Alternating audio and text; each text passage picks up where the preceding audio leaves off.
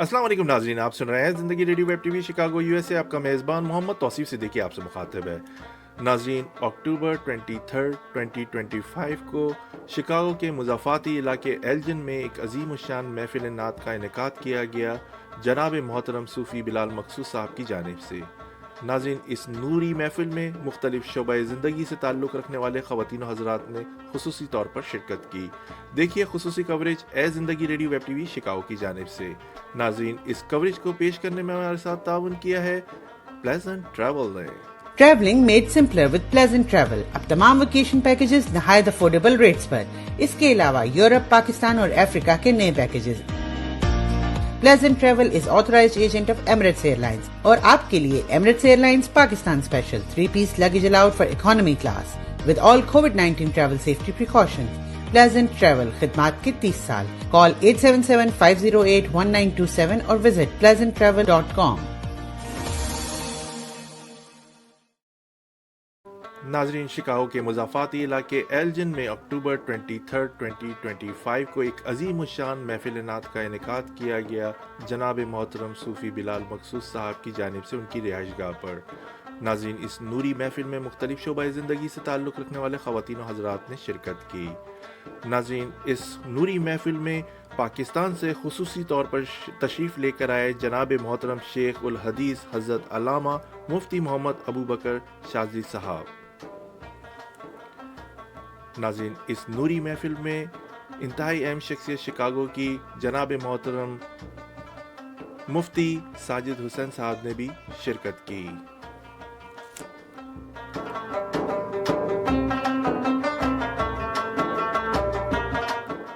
ناظرین، اس نوری محفل کی انتہائی خوبصورتی سے نظامت کے فرائض انجام دیے جناب محترم فیصل ملک صاحب نے۔ ناظرین، اس محفل کی ابتدا تلاوت کلام پاک سے کی جناب محترم یاسر مقصود صاحب نے۔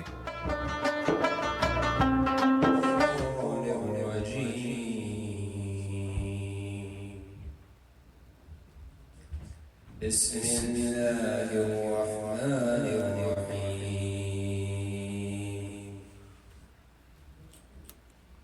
آمن الرسول بما أنزل إليه من ربه والمؤمنون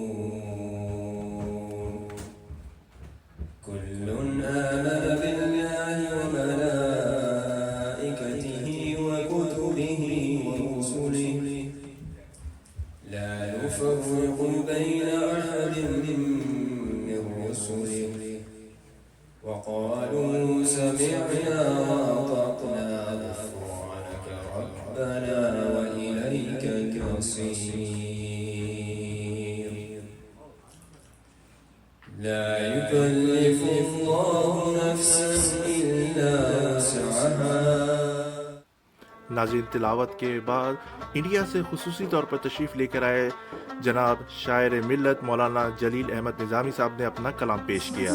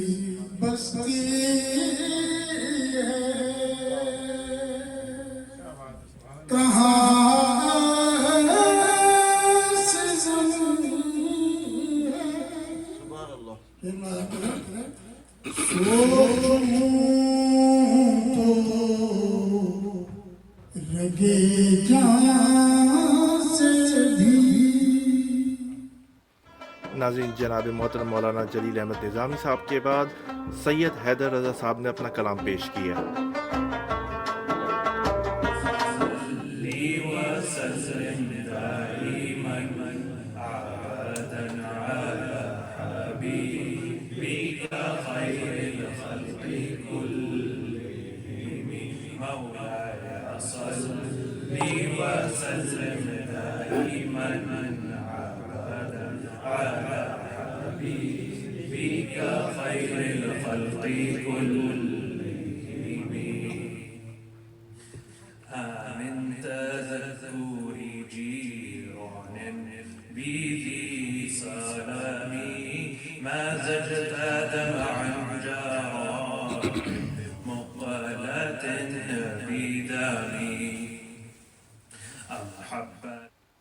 ناظرین، اس موقع پر شکاگو کے مشہور و معروف نعت خواں جناب اسماعیل صدیقی صاحب نے بھی اپنا کلام پیش کیا۔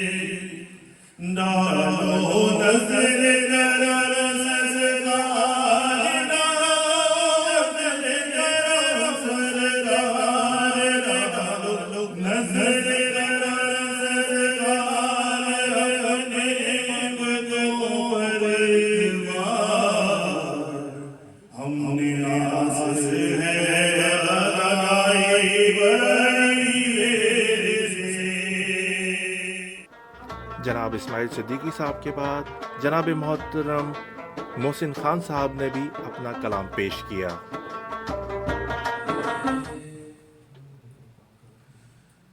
بگڑی بھی بنائیں گے،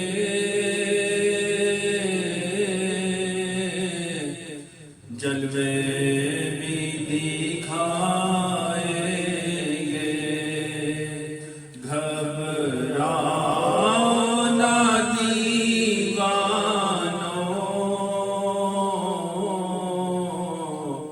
سرکار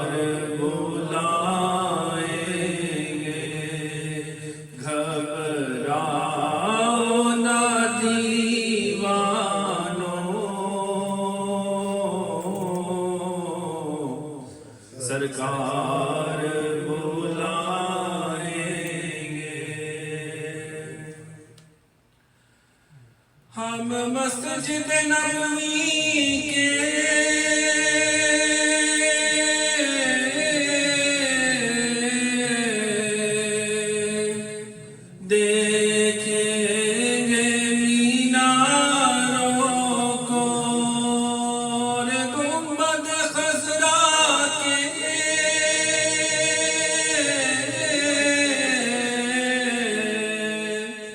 پرنور نظاروں کو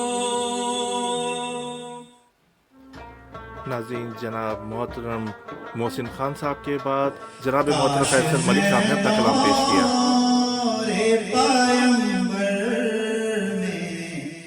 اٹھایا جاتا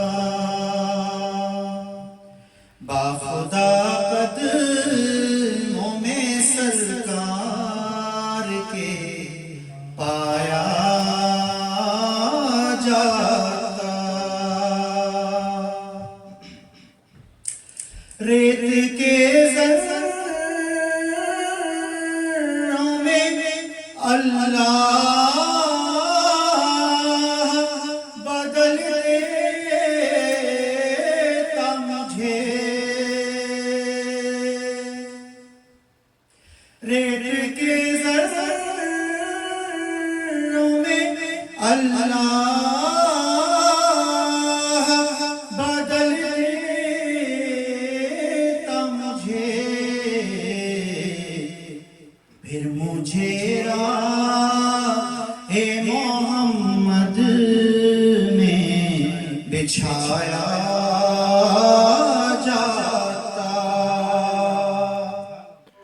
جناب عاطف چودھری صاحب نے بھی اس موقع پر اپنا کلام پیش کیا.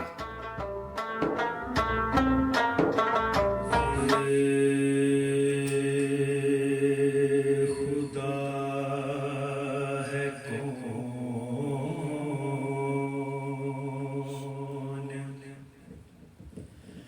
ہمارا تیرے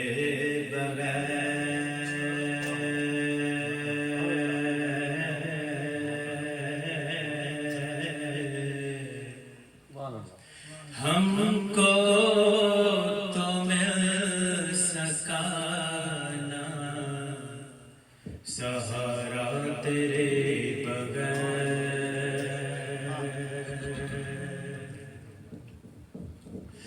آسین پٹے گئے تیرے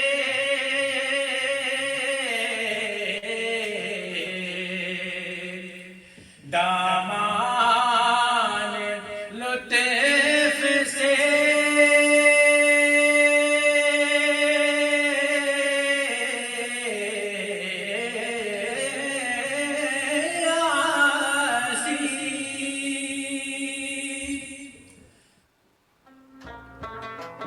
ناظرین اس نوری محفل میں مختلف شعبۂ زندگی سے تعلق رکھنے والے حضرات نے شرکت کی اور خواتین کے لیے پردے کا خاص انتظام تھا.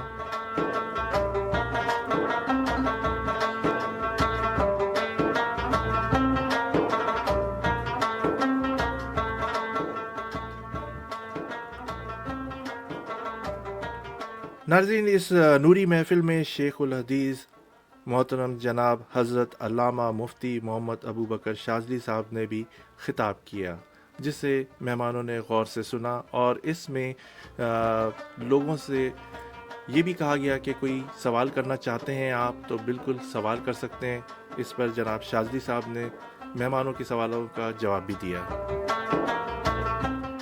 ناظرین اس نوری محفل میں آخر میں دعا بھی کی گئی اور لوگوں نے اپنے لیے خصوصی طور پر دعائیں بھی کروائیں خیر و برکت کے لیے اور اپنی صحت تندرستی کے لیے.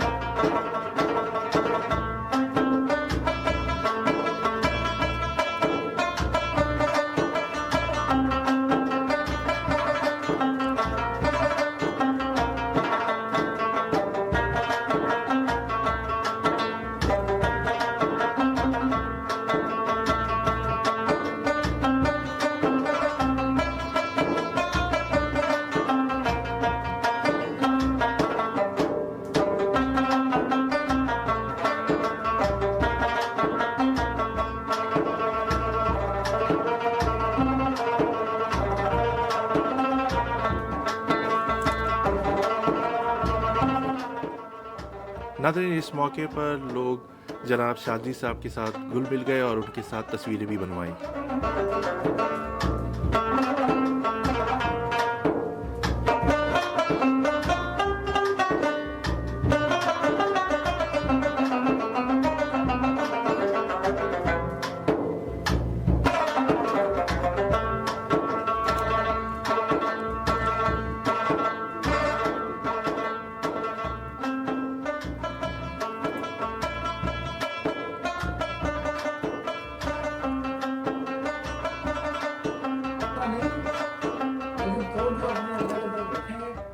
तो फिर आपको अल्लाह मिलेगा। और अगर आप अल्लाह की तरफ तवज्जो नहीं करेंगे तो सारी जिंदगी करते रहे तो उसका जहाँ से चले थे बेहतर है। हजरत एक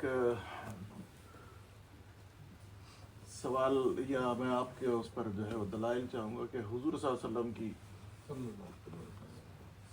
ज़ाहिरी पर्दे से मुतालिक कोई दलाइल, उनके हाजिर और नाजिर दूसरे अल्फाज में, अगर उसके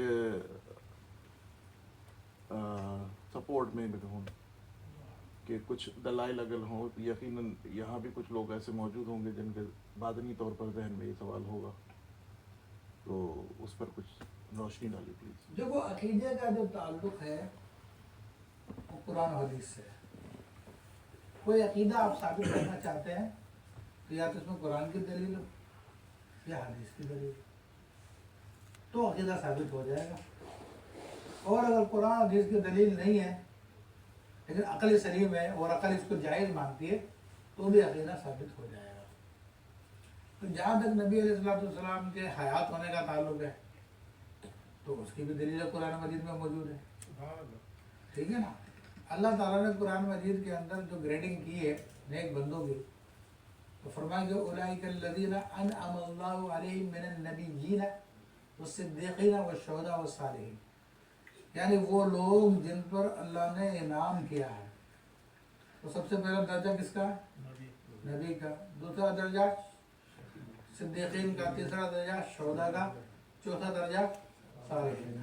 यानी आप यूँ कह सकते हैं कि ए कैटेगरी अंबिया की है, बी कैटेगरी सिद्दीक़ीन की है, सी कैटेगरी शुहदा की है और डी कैटेगरी वो सालिहीन की है। और ये आपको पता दुनिया के अंदर एक आम कानून है कि जो फैसिलिटीज़ सी कैटेगरी वाले को मिलती है उससे ज़्यादा उससे बेहतर जो है बी कैटेगरी वाले के पास होती है, और उससे ज़्यादा बेहतर जो है ए वाले के पास होती है। जो इख्तियारात सी कैटेगरी वाले के पास होते हैं उससे ज़्यादा बढ़ के इख्तियारात बी वाले के पास होते हैं और बी वाले से बढ़ के ए वाले के पास होते हैं। तो अल्लाह ताला ने सी कैटेगरी के ऑफिसर यानी जो अल्लाह का कुर्ब रखता है और सी कैटेगरी में है वो शहीद है। तो उसके बारे में फरमाया, क्या फरमाया?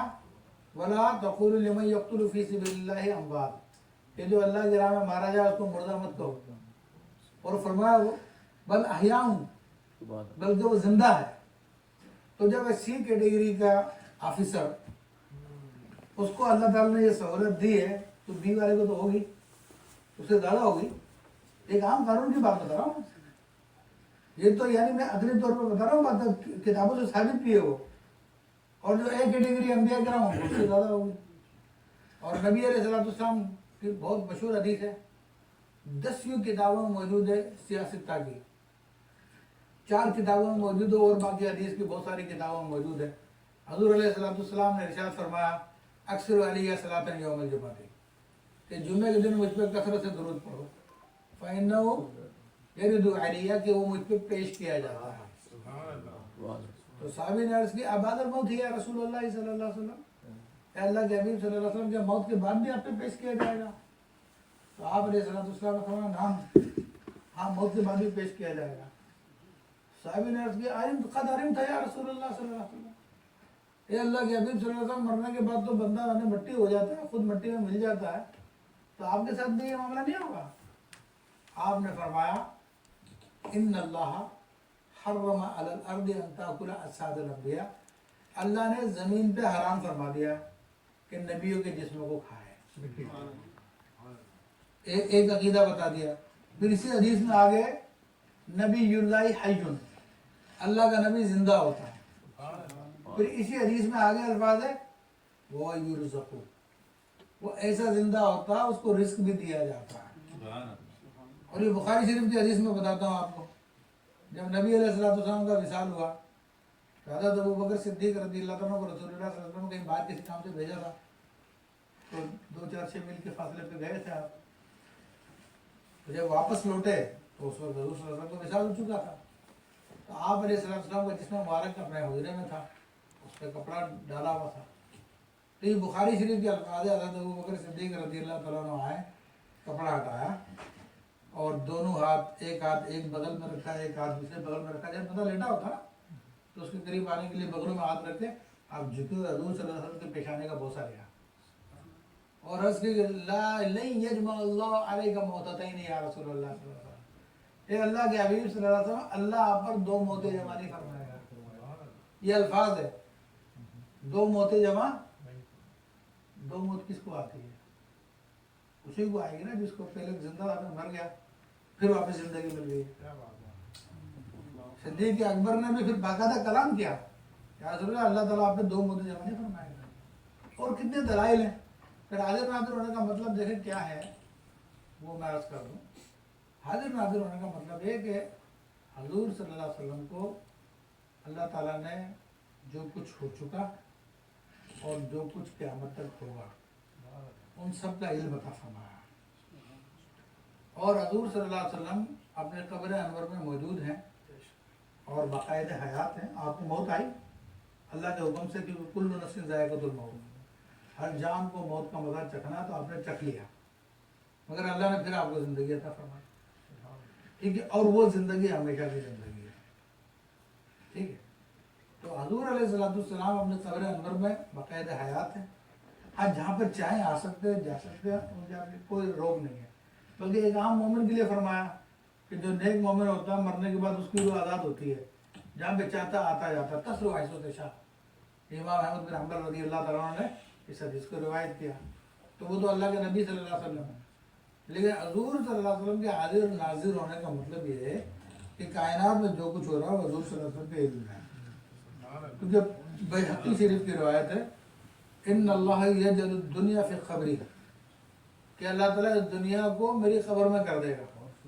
व इन्नमा अंजुरु इलैया कअन्नमा अंजुरु इला कफ़ी हाज़िही, मैं उस दुनिया को ऐसे देखूंगा जैसे कि अपनी हथेली को देखता हूँ।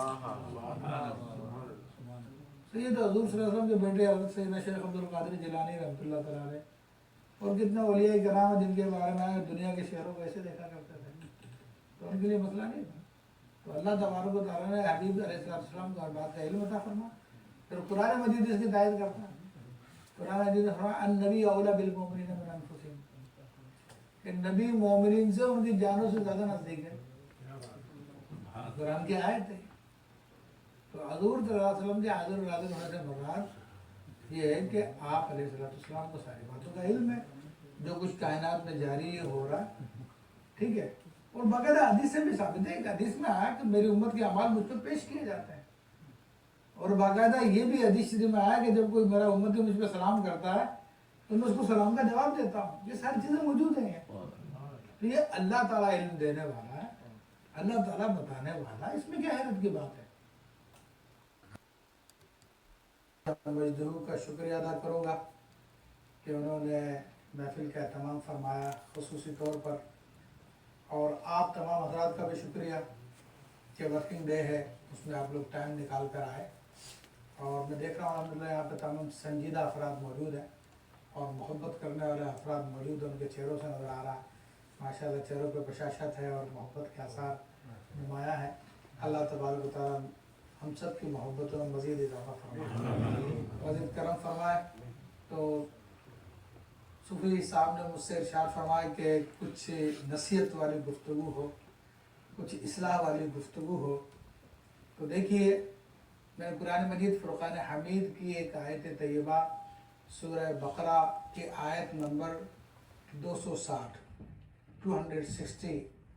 आयत की मैंने तिलावत का इब्तिदाई हिस्सा तिलावत किया। तो ये एक बड़ी ज़बरदस्त आयत तय्यबा है जो मैं अपनी ज़िंदगी का मकसद बताती है और उस मकसद का हुसूल भी बताती है। तो चूँकि इनके नाम के साथ भी सूफ़ी है तो तसव्वुफ़ के हवाले से गुफ्तगू हो जाएगी इंशाअल्लाह तबारक व तआला। तो इन तमाम बातों को मद्देनज़र रखते हुए पहले तो मैं आयत तय्यबा का तर्जुमा आपके सामने पेश करता हूँ, फिर उसका ज़ाहिरी माना, फिर उसका एक तसव्वुफ़ का माना वो मैं अर्ज़ करूँगा आपके सामने। तो ये आयत नंबर 260 में अल्लाह ताला ने इरशाद फरमाया कि इब्राहीम अलैहिस्सलाम की बात को जिक्र किया, इज़ क़ाला इब्राहीम रब्बी अरिनी कैफ़ तुह्यिल मौता। और याद करो उस वक्त को जब इब्राहीम अलैहिस्सलाम ने अर्ज़ की, ए मेरे रब तू मुझे दिखा तो किस तरह मुर्दे को जिंदा करता है। اب یہ اللہ کے خلیل ابراہیم علیہ السلام کا سوال ہے اپنے رب سے کہ تو کس طرح مردے کو زندہ کرتا ہے. اب رب نے کیا فرمایا؟ اولم تؤمن، اے ابراہیم کے یقین نہیں ہے تمہیں؟ کہ تمہیں ایمان نہیں ہے کہ مردے کو زندہ کر سکتا نہیں کر سکتا؟ تو انہوں نے جواب کہا بلا، کہ میرے رب کیوں نہیں، میں تو اس بات پہ ایمان رکھتا ہوں، لیکن میرے سوال کا مقصد کیا ہے؟ پھر وہ کہتے ہیں وَلَكِنْ لِيَطْمَئِنَّ قَلْبِي، لیکن میں نے سوال اس لیے کیا ہے کہ میں پریکٹیکلی دیکھنا چاہتا ہوں تاکہ میرا دل مطمئن ہو جائے. پھر اللہ نے فرمایا فَخُذْ أَرْبَعَةً مِّنَ الطَّيْرِ، کہ آپ 4 پرندے لے لیں، فَصُرْهُنَّ، پھر ان کو اپنے ہاتھ سے مانوس کر لیں، پال لیں ان کو. ثُمَّ ادْعُوهُنَّ، پھر فرمایا کہ بسم اللہ الرحمن الرحیم خُذْ أَرْبَعَةً مِّنَ الطَّيْرِ فَصُرْهُنَّ إِلَيْكَ ثُمَّ اجْعَلْ عَلَىٰ كُلِّ جَبَلٍ مِّنْهُنَّ جُزْءًا، پھر ان کے ٹکڑے ٹکڑے کر کے ہر پہاڑ پہ، مختلف پہاڑوں پہ اس کے ٹکڑے پھیلا دے. ثُمَّ ادْعُوهُنَّ، پھر تم ان کو آواز دو، یاتین کا سایہ، یہ سارے کے سارے دوڑتے ہوئے تمہارے پاس زندہ ہو کے واپس آ جائیں. تو ابراہیم علیہ السلام نے وہ کام کیا اور اللہ تبارک و تعالیٰ نے اس پرندوں کے تمام اجزاء جو تھے ایک دوسرے کو مکس کر دیا تھا. آپ نے بعض روایتوں میں آیا تھا ان کا قیمہ بنا کر سب پرندوں کو مکس کر دیا اور مختلف پہاڑوں میں پھیلا دیا. تو جس کا جو جز تھا ادھر سے نکل کر اپنے اصل جز کے ساتھ ملا اور سب کے سب زندہ ہوئے اور دوڑتے ابراہیم علیہ السلام کے پاس آ گئے. تو یہ واقعہ اللہ تعالیٰ کی قدرت کی نشانیوں میں سے ایک نشانی ہے جو اللہ تبارک و تعالیٰ نے سیدنا ابراہیم علیہ السلام کو دکھایا اور ہم کو بتایا، تاکہ ابراہیم علیہ السلام کا تو دیکھ کر یقین ہو گیا تو ہمیں سن کر یقین آ جائے. تو یہ اللہ تعالیٰ کس طرح مردوں کو زندہ کرتا ہے اس کی ایک بڑی زبردست مثال ہے. لیکن عزیزان محترم، اس کو ہمارے جو امت کے علماء ہے، اولیاء ہے، اسی آیت طیبہ کو ایک دوسرے طریقے سے بھی دیکھا انہوں نے. اس کا ایک الگ پرسپیکٹس بھی ہے. وہ تصوف کا ایک پہلو ہے جس پہلو سے انہوں نے اس آیت طیبہ کو دیکھا. لیکن قرآن کی آیات ہوتی ہیں تو ان میں اگر غور نہ کیا جائے تو وہ عام سی بات نظر آتی ہے، لیکن اگر غور کیا جائے تو اس میں پھر بے شمار خزانے ہوتے ہیں. تو اب انسان کو اللہ تعالیٰ نے جو پیدا کیا ہے خود اس کا مقصد قرآن نے بتا دیا. فرمایا کہ وَمَا خَلَقْتُ الْجِنَّ وَالْإِنسَ إِلَّا لِيَعْبُدُونَ، کہ میں نے جنات اور انسانوں کو صرف اور صرف اپنی عبادت کے لیے پیدا کیا ہے. پھر اسی آیت لفظ عبادت کی تفسیر نبی علیہ السلام کے بہت ہی مکرم صحابی، آپ علیہ السلام کے چچا زاد بھائی، آپ کے کزن حضرت سیدنا عبداللہ بن عباس رضی اللہ تعالیٰ عنہ جو مفسر امت ہے، وہ اس کی لیعبدون یعنی تاکہ تم میری عبادت کرو کی تشریح کرتے ہوئے کہتے ہیں کہ یہاں پر جو عبادت کا لفظ آیا ہے اس سے مراد ہے اے لیعرفون، یعنی اللہ تبارک و تعالیٰ نے جنات اور انسانوں کو اپنی معرفت کے لیے پیدا کیا ہے، اپنی پہچان کے لیے پیدا کیا ہے کہ تاکہ وہ رب کو پہچانے. اور ساری کائنات کو تخلیق کرنے کا مقصد بھی یہی تھا. تو زندگی کا مقصد خود قرآن مجید فرقان حمید نے بتا دیا ہے. تو عموماً ہم لوگ جو ہے اس زندگی کے اس بڑے مقصد سے غافل رہتے ہیں اور اس کی طرف توجہ نہیں کرتے. نمازیں پڑھتے ہیں، روزے رکھتے ہیں، نیک کام کرتے ہیں، الحمدللہ شریعت پہ عمل کرتے ہیں، یہ بھی ایک بہت بڑی نیکی ہے. لیکن اللہ تبارک و تعالیٰ نے ہماری زندگی کا مقصد اس سے کچھ آگے کا معاملہ بتایا کہ یہ تو کرنا ہی ہے مگر تمہیں اپنے رب کی پہچان وہ حاصل کرنی ہے. کہ دنیا کی تخلیق کا سبب بھی ایک حدیث قدسی میں آیا کہ کنتو کنزن مخفیاً فاحببت ان اعرف، میں تو ایک چھپا ہوا خزانہ تھا. رب فرما رہا میں تو ایک چھپا ہوا خزانہ تھا، بس میں نے چاہا کہ میں پہچانا جاؤں. تو اس نے اپنی پہچان کے لیے ساری کائنات کو تخلیق فرمایا. تو اب یہی ہماری زندگی کا مقصد ہے، مگر ہم لوگ، ہمیں سب کچھ دے دیا نبی علیہ السلام نے، اللہ کی پہچان کے جو تمام بہترین اور آسان ترین راستے ہیں آقا علیہ السلام نے سب کچھ عنایت فرما دیے ہیں، لیکن ہم لوگوں کی مثال وہی ہے کہ بغل میں بچہ اور شہر میں ڈنڈورا، کہ سب چیزیں ہمارے پاس ہے اور جا کے لوگوں سے پوچھتے ہیں کہ کس طرح اللہ تک پہنچ سکتے ہیں، ہم کون سا طریقہ اختیار کریں، مجھے کوئی اسپیشل کوئی وظیفہ دے دو، کوئی اسپیشل کوئی چیز دے دو، بس مجھ کو معرفت حاصل ہو جائے، مجھ کو ولایت حاصل ہو جائے، تو بس غور نہیں کرتے، اس وجہ سے ساری کی ساری بات ہے۔ تو ابراہیم علیہ السلام کا جو واقعہ اللہ نے بیان فرمایا، اس کے اندر اسی بات کی طرف اشارہ ہے کہ ابراہیم علیہ السلام اللہ کے برگزیدہ نبی ہیں، اور وہ کہہ رہے ہیں کہ ربی ارنی کیف تحیی الموتی، اے میرے رب مجھے دکھا دے تو کس طرح مردے کو زندہ کرتا ہے۔ تو دیکھیں یہ علم کے درجات ہیں، ایک درجہ تو ہے علم الیقین، یعنی کسی چیز کو علم کے ذریعے جان لینا، اور دوسرا درجہ ہے عین الیقین، یعنی کسی چیز کو آنکھ سے دیکھ لینا، اور تیسرا درجہ ہے حق الیقین، یعنی کسی چیز کو بعد میں براہ راست آپ ایکسپیرینس کر لیں۔ تو یہ تینوں کے تینوں درجات الحاکم التکاثر سورت جو ہے اس میں بیان کیے گئے ہیں۔ تو اب جو کچھ ایمان کے بارے میں ہمیں پتا ہے کہ اللہ ہے، کہ ٹھیک ہے وحدہ لا شریک ہے، اور آقا علیہ السلام اس کے آخری رسول ہے، اور 1,00,000 تقریباً 24,000 انبیاء تشریف لائے فرشتوں کے بارے میں، ہم لوگ سب کا سب علم رکھتے ہیں، اس کا اگلا درجہ ہمارے پاس نہیں ہے، اور اگلا درجہ کب آئے گا؟ جب ہم اس کے لیے کوشش کریں گے۔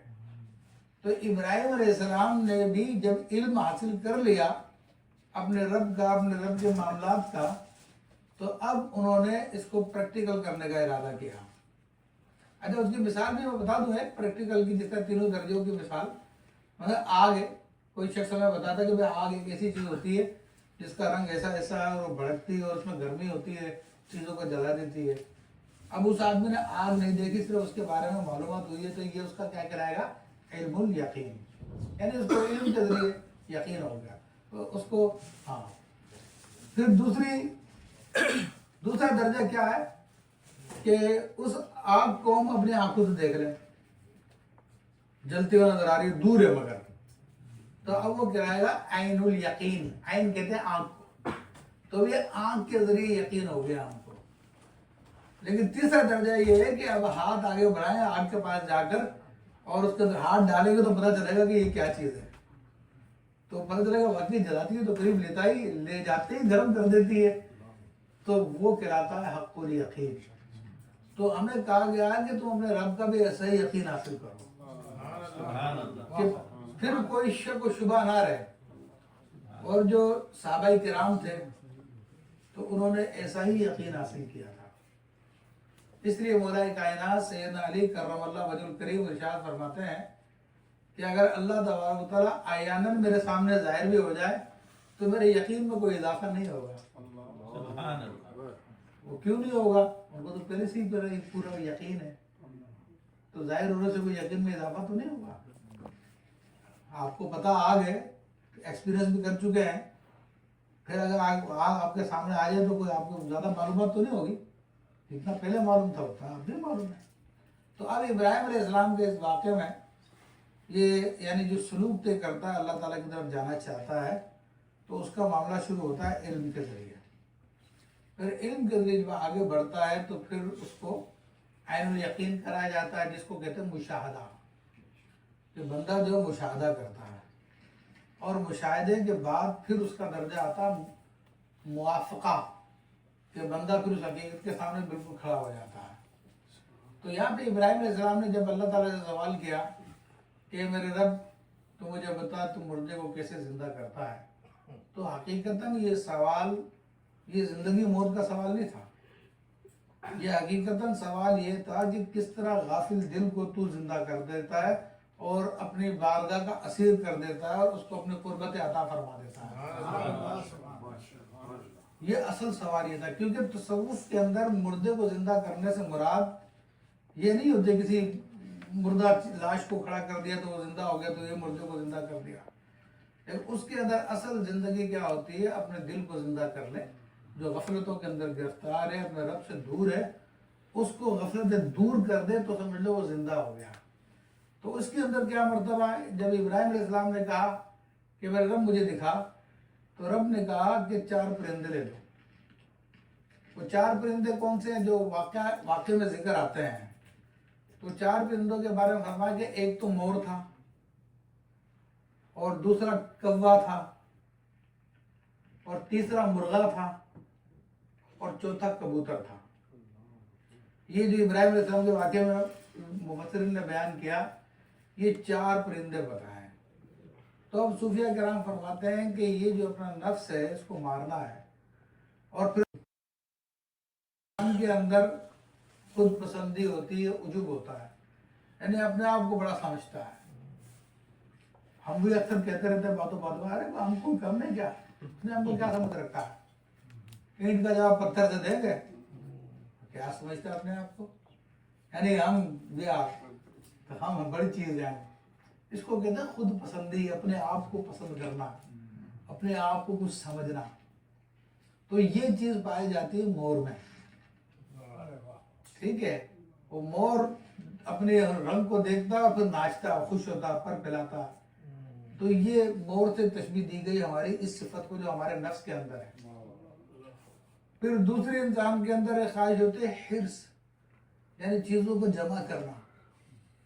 تو اس کو تشبیہ دی ہے کوے سے، کہ کوا بھی بڑا حریص ہوتا، اور اس کے اندر یہ خاص بات پائی جاتی ہے. آپ اس کے بارے میں ڈیٹیل معلوم کریں گے تو اس کی خاص یعنی خاصیت یہی ہے کہ اس میں حرص کی بہت صلاحیت ہوتی ہے.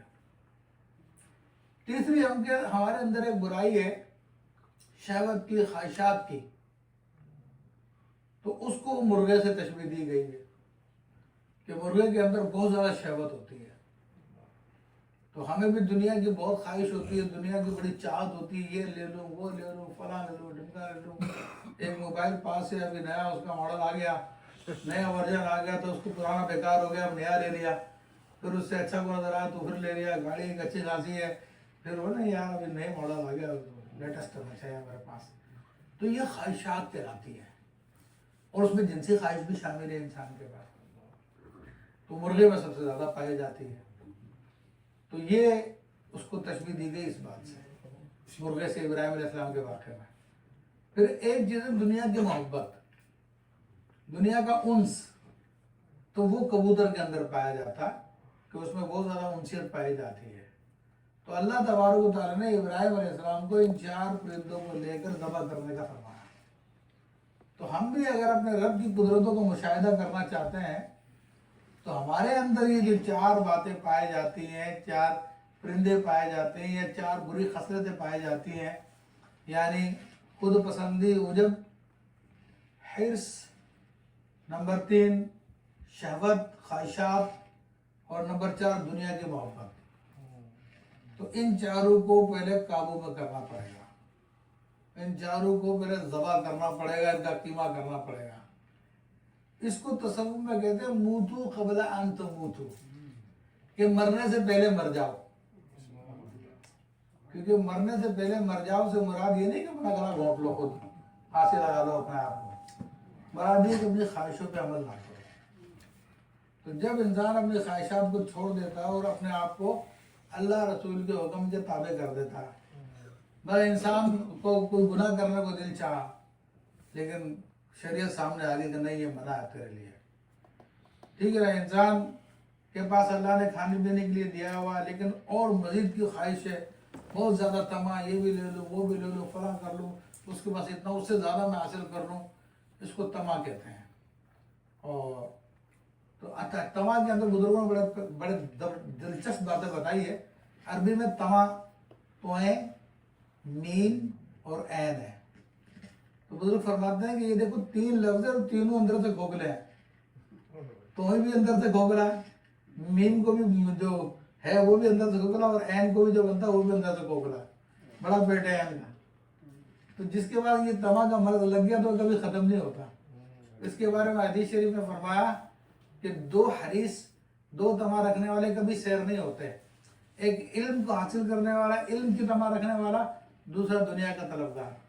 तो दुनिया का तलबगार होता, हदीस शरीफ में आया कि इसका पेट कब्र की मिट्टी भरती है। तो ये तमा हमारे अंदर है, इसको कंट्रोल करना है। और शरीयत का ज़्यादा हुक्म है, उसके एतबार से माल हासिल करने के बहुत सारे तरीके होते हैं। एक छोटा सा फ्रॉड करता, बंदा मिलियन कमा लेता, बिलियन कमा लेता, ऐसे ऐसे चांसेस मिलते हैं इंसान को ज़िंदगी के अंदर। लेकिन अल्लाह से डर के अगर उसको छोड़ दिया तो समझ लीजिए वो कामयाब हो गया। उसने अपने नफ्स को मार दिया इस मुकाम पर।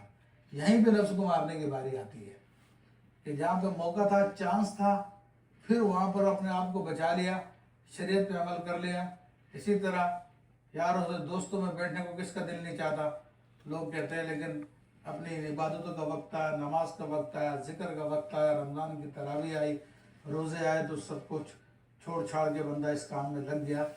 तो मुराद ये है कि ये चारों की चारों बातें इंसान को रब से दूर करने वाली है, और इन चारों बातों को बंदा कंट्रोल कर दे, वो बिल्कुल ख़त्म नहीं हो सकती। ये मैं आपको बता दूँगा, ये एक हद तक इंसान के अंदर बाकी होती है, लेकिन जायज़ तरीके से जो पूरा होता है वो कर ले, लेकिन नाजायज़ तरीके से कोई बात पूरी ना करे। इंसान की जिनसी शहवत है, ठीक है, तो निकाह कर सकता है, एक नहीं, दो नहीं, तीन नहीं, चार तक की इस्लाम ने इजाज़त दी है। अपनी उस ख्वाहिश को जायज़ तरीके से पूरा कर सकता है, बिल्कुल यानी ख़त्म नहीं हो सकती, क्योंकि अल्लाह ने इंसान को पैदा किया है, बरकरार रहेगी। चाहे वली हो, उसके अंदर भी ये चीज़ें पाई जाती हैं, लेकिन वो कंट्रोल होती है उसके हक में। तो अल्लाह ने ये फरमाया कि इन चीज़ों को पहले तुम तोड़ो, तोड़ने के बाद जब तुम अपने आप को अल्लाह के हुक्म के आगे सरेंडर कर दोगे, तो उसके बाद फिर जो है यही क़ुव्वतें अब तुम्हारे ताबे हो जाएंगी। तो फिर जब तुम्हारे ताबे हो जाएंगी तो गोया कि अब तुम्हारी जो तुम मुर्दा थे तो तुम्हारा दिल अब जिंदा हो जाएगा। तो इब्राहिम अलैहिस्सलाम के इस वाक़े में अल्लाह तबारक व तआला ने हमको ये सबक दिया है कि तुम अगर अल्लाह ताला तक पहुंचना चाहते हो और अल्लाह तबारक व तआला की कुदरतों को मुशाहिदा करना चाहते हो और वो कुर्ब हासिल करना चाहते हो जो अल्लाह के नेक बंदों को हासिल हुआ, तो ये बहुत आसान रास्ता है, इसमें कोई मसला नहीं है। और चूँकि टाइम तो काफ़ी हो चुका है, तो लेकिन बात को मुख्तसर करता हूँ कि ये इसमें सब्र भी करना होता है, और ये कराम का अक्सर तरीका ये होता है, लेकिन अपने आप को फना करना वो कोई मुश्किल काम नहीं है, लेकिन आसान भी नहीं है। फना का मतलब वो जो मैं बता रहा हूँ आपको, ये आसान है, लेकिन लोग इसका मतलब नहीं समझते। तो कहते हैं हर चीज़ को छोड़ दो, जंगलों में जाके बैठ जाओ, पहाड़ों में जाके बैठ जाओ, माँ बाप को छोड़ दो, बीवी बच्चों को छोड़ दो, इसको छोड़ दो, उसको छोड़ दो, तो समझते तब अल्लाह मिलेगा। और लोगों में मजबूर भी है कि भाई अल्लाह ऐसे नहीं मिलता, फ़कीरी लेने पड़ती है, सुना होगा आपने भी। ऐसा नहीं है, ऐसा कोई ज़रूरी नहीं है, बल्कि शाज़ली तरीके ने उसको बहुत आसान कर दिया। इमाम अबू हसन शाज़ली रहमतुल्लाह अलैह ने तो इसको बहुत आसान कर दिया। तो आप देखो तरीके दो अल्लाह ताला तक पहुँचने के, एक सब्र का रास्ता है, एक शुक्र का रास्ता है, ठीक है ना। तो सब्र के रास्ते में तो अपने आप को बहुत थकाना पड़ता है, लेकिन इमाम शाज़ली रज़ी अल्लाह ताला ने जो रास्ता अपनाया है वो शुक्र का रास्ता है। आप फरमाते हैं कि अल्लाह की कसम मैं अल्लाह की बारगाह से वो रास्ता लेकर आया हूँ जो मुझसे पहले कोई नहीं लेकर आया, और जो अल्लाह ताला तक पहुँचने का सबसे आसान तरीन रास्ता है और बहुत शॉर्टकट है। आप कहते हैं शुक्र के जरिए अल्लाह ताला तक पहुँचो। और क्या तरीका कार है आपका? आप कहते हैं शरीयत के जो फ़राइज़ है, वाजिबात हैं, जो सुन्नतें, उनको अदा करो, लेकिन आपको पूरी दुनिया छोड़ने की ज़रूरत नहीं है, ना बीवी बच्चे छोड़ने की ज़रूरत है, ना पहाड़ों में जाने की, ना सहराओं में जाने की, कहीं जाने की ज़रूरत नहीं। इसी दुनिया में रहते हुए, हलाल कमाते हुए, माँ बाप की खिदमत करते हुए, बच्चे पालते हुए तुम अल्लाह ताला तक पहुँच सकते हो, और उसका रास्ता शुक्र का रास्ता है। आप रहमतुल्लाह अलैह फरमाते हैं, ऐ मेरे बेटे, अगर तुझे पानी पीना हो तो गर्म पानी ना पी, ठंडा पानी पी। हालांकि जो दूसरा रास्ता बुजुर्गों ने अपनाया उसके अंदर आप पढ़ेंगे और आपने सुना भी होगा कि फलां बुजुर्ग ने जो है वो 10 साल तक ठंडा पानी नहीं पिया, اپنے نفس کے اوپر جبر کیا, اپنے نفس کو تھکایا. میں ایک بزرگ 40 سال تک فلاں غذا نہیں کھائی, انہوں نے اپنے نفس پہ جبر کیا, تو امام شافعی نے اس کو طریق کو بدل دیا. تو وہ راستہ بھی صبر کا راستہ اللہ تعالیٰ تک لے کے جانے والا ہے, کیونکہ قرآن میں آیا ان اللہ مع الصابرین, اللہ تعالیٰ صبر کرنے والوں کے ساتھ ہے. جب آپ نے نفس کی خواہشوں کو مارو گے تو صبر کرو گے تو اللہ تعالیٰ کا معیت آ جائے گی, قرآن کی آیت ہے. لیکن شکر کرنے والوں کے بارے میں بھی یہی ہے کہ اللہ شکر کرنے والوں کے ساتھ ہے, تو آپ اس راستے کو لے لیں, یہ آسان راستہ ہے. تو امام شافعی فرماتے ہیں میرے بیٹے, جب تجھے پانی پینا ہو تو ٹھنڈا پانی پی, گرم پانی پیے گا تو مرے دل سے کہے گا الحمدللہ, لیکن ٹھنڈا پانی پیے گا تو تیرے جسم کا رواں رواں الحمدللہ کہے گا. تو اصل چیز تو رب کی معرفت ہے, پہچان ہے نا. اپنے آپ کو تڑپا تڑپا کے رب کو پہچانو یا شکر کر کے رب کو پہچان لو. تو یہ ایک آسان ایزی وے, اور شکر ایک ایسی عبادت ہے جو جنت میں بھی ہوگی. لیکن صبر جنت میں نہیں ہے, کہ صبر تکلیف کے موقع پہ کیا جاتا ہے, تکلیف دنیا میں ہے, جنت میں نہیں ہے تکلیف. تو شکر یہاں کی بھی عبادت ہے, جنت کی عبادت ہے. تو امام شافعی رحمۃ اللہ تعالیٰ علیہ, خود لگتا امام ابو الحسن علی شافعی رحمۃ اللہ علیہ, یہ بڑے کبار اولیاء کرام میں سے گزرے, حسنی حسینی سادات میں سے.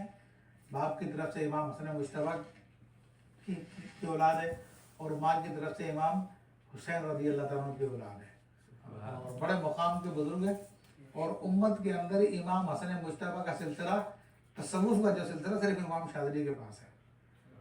امام حسن مجتبیٰ رضی اللہ تعالیٰ کا سلسلہ صرف امام شاذلی کے ذریعے چلتا ہے. تو بڑے کبار اولیاء کرام میں, ہمارے یہاں پہ ان کا تعارف نہیں ہے. تو آپ رحمۃ اللہ علیہ بڑے زبردست لباس پہنا کرتے تھے, بہترین لباس پہنتے تھے, اور بڑی بہترین سواری استعمال کرتے تھے. حالانکہ صوفیوں کا طریقہ الگ تھا, وہ گدڑی پہنتے تھے, لیکن آپ چونکہ نیا طریقہ لے کر آئے تھے. تو ایک مرتبہ آپ خطاب فرما رہے تھے, تو کسی فقیر نے آگے آپ کی آستین پکڑی, اچھے کپڑے پہنے ہوتے, کہنے لگا یا شیخ ما عبد اللہ فی هذه الالبسہ, کہ ان کپڑوں کے اندر اللہ کی عبادت نہیں کی جا سکتی. اس نے یہ بات کہی آگے, ٹھیک ہے جی. تو ویسے بہت سارے ایسے واقعات ہیں, بہت سارے مشہور واقعات ہیں. جس طرح کہ ایک بزرگ کے بارے میں آتا کہ وہ بادشاہ تھے, اور اپنے محل کی چھت پہ گئے تو دیکھا کہ ایک آدمی وہاں پہ گھوم رہا ہے. تو آپ نے کہا تو یہاں پہ کیا کر رہا ہے؟ تو وہ کہنے لگا کہ میں, میرا اونٹ گم ہو گیا, اونٹ کو تلاش کر رہا ہوں. اونٹ محل کی چھت پہ تجھے ملے گا؟ تو اس میں خضر علیہ السلام تھے. تو خضر علیہ السلام نے کہا کہ کیا تمہیں اللہ اس محل میں ملے گا؟ تم اس کو چھوڑو, جاؤ جنگلوں میں جاؤ, عبادت کرو. تو بزرگوں کا طریقہ تھا, ٹھیک ہے نا. حالانکہ سلیمان علیہ السلام تخت پہ بیٹھ کے انہوں نے اللہ کو پایا, ٹھیک ہے. ہمارے آقا مدینہ منورہ پوری دنیا کے سردار ہے, تمام جہانوں کے سردار ہے, ساری نعمتوں کے مالک ہے. ظاہر میں آپ نے فقر اختیار کیا, لیکن قدرت آپ کو سب تھی, آپ نے بھی اللہ کو پایا. تو میرا امام شاذلی رحمۃ اللہ علیہ جب اس نے کہا کہ شیخ ان کپڑوں میں اللہ کی عبادت نہیں ہو سکتی, تو آپ نے ارشاد اس کی آستین پکڑی, جو گرلی پہنی تھی اس نے, آپ نے کہا تیرے ان کپڑوں میں بھی اللہ کی عبادت نہیں ہو سکتی. آپ فرمانے لگے کہ میرا کپڑا کہتا ہے کہ مجھ پہ اللہ کا فضل ہے, مجھے تمہارے مال کی ضرورت نہیں ہے. تیرا کپڑے کہتے ہیں کہ میں فقیر ہوں, کہ اللہ سے مجھ کو کچھ دے دو, تھوڑا بہت دے دو. تو یہ ایک طریقہ یہ بھی اللہ تعالیٰ تک پہنچنے کا. اس میں یہ ہے کہ دونوں طریقوں میں ذکر بہت ضروری ہوتا ہے, اور ذکر اللہ تعالیٰ کی یاد کو کہتے ہیں. تو دونوں طریقے, چاہے صبر کا طریقہ ہو چاہے شکر کا طریقہ ہو, ذکر کو اپنی زبان پہ جاری کر لیجیے. اور اگر ذکر کو اپنی زبان پہ جاری کر لیا تو ذکر ایک آگ پیدا کرتا ہے آپ کے دل میں, اور وہ آگ جب محبت کی آگ پیدا ہو جاتی ہے تو دل کے اندر جتنی برائیاں ہیں, حسد ہے, کینہ ہے, حرص ہے, ابھی بتایا عجب ہے, خود پسندی ہے, ٹھیک ہے نا, شہوت ہے, تو یہ آگ جو ہے سب کچھ جلا کے رکھ دیتی ہے. اور پھر دل میں اللہ کی محبت قائم ہو جاتی ہے, اور بندہ بہت تھوڑے وقت میں اللہ تعالیٰ کی بارگاہ تک پہنچ جاتا ہے.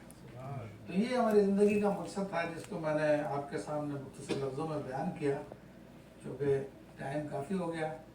तकरीबन 30 मिनट मैंने तो वो भी आप के सामने सवाल जवाब का सेशन भी है हमारा।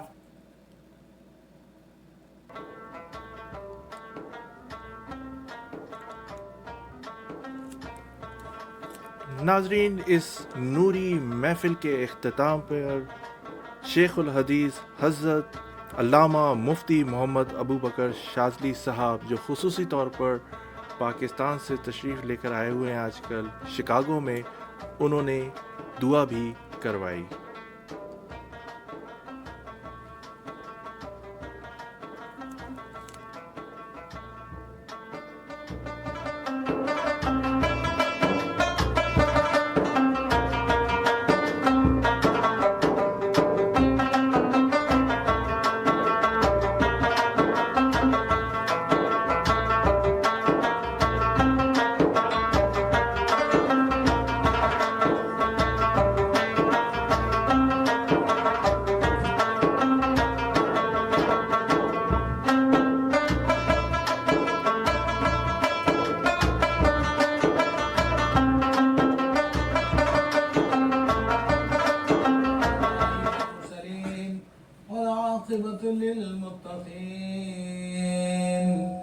रब करीम इस महफिल को अपने बारगाह में कबूल मकबूल फरमा।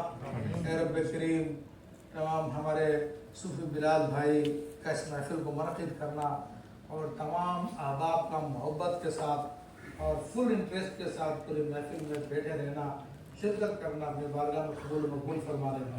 रब करीम तो हबीब अलैहिस्सलाम के तुफ़ैल हम सब की मग़फ़िरत फरमा दे, हमारे गुनाहों को माफ़ फरमा दे। रब करीम अपने आज़ाब से मामून फरमा दे। रब करीम हबीब अलैहिस्सलाम के तुफ़ैल हमें बिला हिसाब व किताब जन्नतुल फिरदौस में दाखिला अता फरमा दे। और आज जिस तरह तूने दुनिया में हमको करम नवाज़ी फरमाई, हम तमाम भाइयों को आज इस महफिल में तूने जमा किया, रब करीम कल जन्नतुल फिरदौस में भी जमा फरमा। नाज़रीन, इसके साथ ही मोहम्मद तौसीफ सिद्दीकी को इजाज़त दीजिए। अल्लाह आपका हमारा सबका निगहबान। अल्लाह हाफ़िज़।